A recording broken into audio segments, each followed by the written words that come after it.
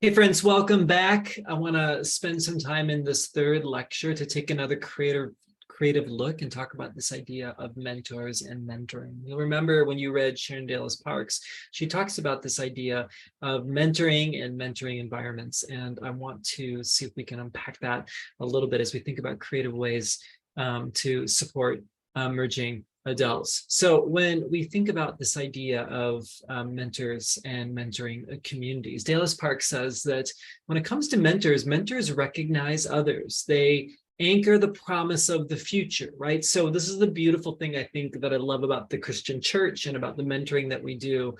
We not only see people for where they are, but we hope for them of what God is making them to be. And so sometimes I think we just need people in our lives that call out the best of who we are, that help us see and remember who God is calling us to be. And so I think that's really important. And I think mentors convey inspiration for the long haul, right? They're not just like, hey, we know you can do it, see you later. They're the ones that are there that are constantly saying, I believe in you. I'm with you. I'm for you. We've got this. Keep me posted. Check in. I'll do the same, right? And then mentors offer good company as young adults cross the threshold of critical thought into new questions and possibilities. Remember, this idea of faithing, especially when it comes to spiritual struggle, is often lonely and vulnerable. And mentors are those that hang in there even when it seems to get tough. And so she offers, I think, some great things to think about. And then I've reflected on this as well. And she just has these 5 sort of characteristics of what mentors are. Mentors recognize the other, right? They see them. And so they act as like a beholder. Like, I see you, you matter. I'm going to keep telling you that no matter what. They also support, they hold those that they are mentoring in the times when they just need to be held, when things the I don't know, the bottom drops out, things don't go as things are planned. Like, the mentor is there for that. And at the same time, they also bring challenge. They act like a coach. They don't let the mentee settle. And so while there is support, there's also this sense of challenge for them to aspire and live into who God has called them to be and on their quest of identity, belonging, and purpose. They also inspire. They're the cheerleader. They're the journeyer, right? And then there's also the sense of dialogue where they are there to process with you. Because remember, the goal of the mentor isn't to tell the mentee what to do. The goal of the mentor is to open up space for meaning making to happen, to reflect back to the mentee. Like, I hear you saying this. Is that what you mean? You know, when you talk about this and you talk about this, I don't see how those line up. Can you help me understand, right? So the mentor has this skill and ability to be a reflector back and an interpreter of our thinking as well. And so Dallas Parks goes on and says, the power of mentoring relationships is that they anchor the vision of the potential self, okay? I love that, right? They anchor the vision of the potential self. There's hope, there's possibility, but it's not just like kind of like these foofy words or like, you can do it. It's more like, hey, I see you. I see what you can be. And I want you to see it too, right? And then a community provides a safe harbor for people who need support and challenge. So this idea of a safe harbor is great. If you remember from the book, right? Like, the harbor is the place where you can go out sailing and you can learn how to sail, but you're not out like in the free ocean where the waves are higher, the winds are greater, and there's just more chance to really fail. The safe harbor gives place for practice. It gives place for security. It gives place to try things, to try and fail. But one's whole life isn't blown up because the community says, we have got you as you practice into what God has called you to be, okay? Now, this idea of community, she talks about in some really, really helpful ways. And I think it really unpacks some things for us to think about as we think about creative faith communities, right? All creative is coming up with new ways to do the program on Sunday night or have an alternative service. We've missed the point of what Dallas Parks and others have talked about, okay? So she talks about, first of all, this idea of the hearth and the table and the commons, these places where we find intersection with emerging adults and create spaces for something unique and powerful. So when she talks about this idea of the hearth, she talks about this as as being a community of practice where it invites reflections within and among others. So this is the place of like dialogue, this opportunity for people to go back and forth and sort of wrestle with things, right? So what's great about the hearth is like, it's usually a little more intimate, right? If you think about a hearth sitting next to the fire, right? There's not a big program. There's not 100 people. It's the place where there's unrushed, oftentimes quiet conversation as people reflect back to each other and people work things out. So where are the spaces where the hearth is a possibility for formation, where mentors can show up and be there for them? I think this is really, really crucial and needed for young adults. I think a lot of times the hearth in many ways is sort of night school, right? It's the place where there's less pressure to conform, there's less risk to get it wrong, there's the chance to try out things in an intimate space with another trusted person.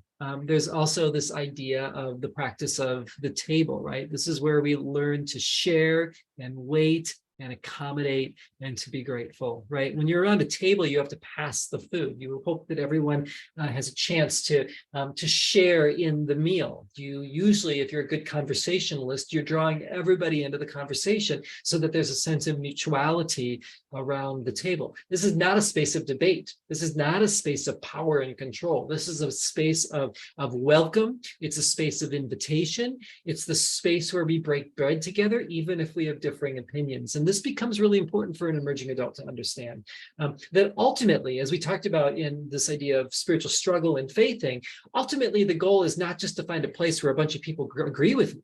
Ultimately, as we grow in our faithing, we find spaces where even as we disagree with each other, we've learned to hold space with one another and honor one another as people that are connected relationally, even if we have found some differing perspectives on things. This is the community where we can grow and become, okay? It's amazing to think about the meal and how important that is. So I think that's something practically we can do, like actually, like invite people to have meals together. That's just a great space. And I think metaphorically, how are we creating spaces where no matter where we're at, there's this opportunity for us to invite different voices around the table. I was just consulting at church a couple of weeks ago, and the senior pastor asked me, like, hey, what can I, how can we improve as a team or whatever? And I just said, did you notice at the staff meeting that the young guy always spoke first?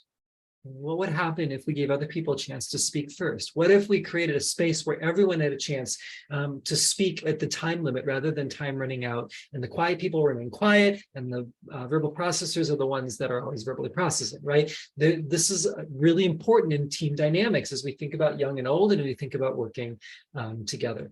And then there's the practice that comes with just the commons, okay? I love this picture. My undergrad was at the University of Wisconsin, and so this is the terrace that's by Lake Mendota. It's beautiful. They're known for these colorful chairs, and you can just look out the back there. And this is the place where people just show up. Like, yeah, where do you want to go?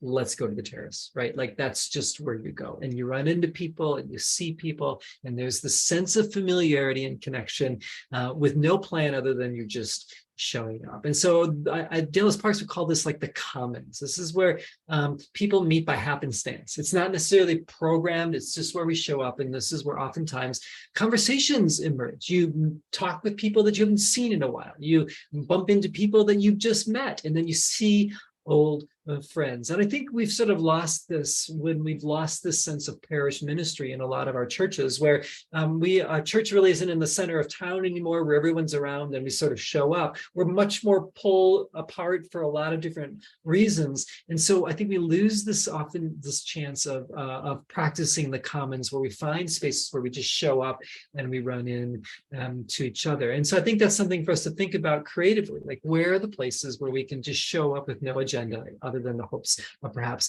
seeing each other, meeting each other, learning from each other, and having that chance to even have a quick check-in. I think the sign of a really great worship service is how long people hang out afterward. Like, I don't care about the preaching. I don't care about the music. Like, if people are like hanging out and lingering afterward, chances are there's this sense of the commons in some sort of way, which I think is really, really powerful for us to think about. So just some questions to think about, like, what spaces have you experienced the most of these three? And how have they shaped you? What spaces do you long for in your community or just personally? How, as ministry leaders, do we create these spaces, and are we creating, and why are these spaces that we want to create so hard to create? I think those things are important to remember. And maybe it's one other thing to think about is just like, how can mentors like nurture these sort of climates? What spaces can we create for all kinds of conversations rather than just maybe one conversation?